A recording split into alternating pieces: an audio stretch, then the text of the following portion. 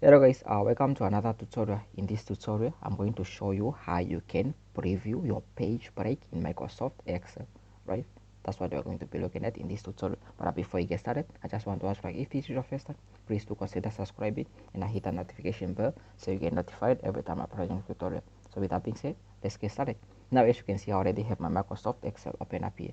So to preview your page, those are just lines that will show you where your page ends and where it begins, right? So to preview that, just come to view and then make sure you page break view, right? Click on that and then that will show you where your page ends and then just your page right there. So you have that page preview. Then as you can see, you can go back to normal.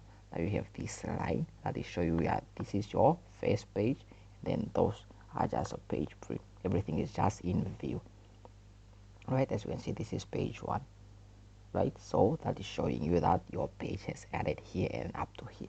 So yeah, that's how you can preview your page break in Microsoft Excel.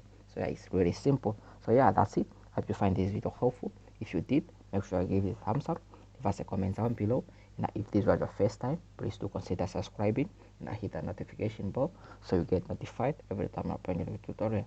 So with that being said, that's it for this tutorial. See you guys in the next one. I'm out. Peace, love, and unity.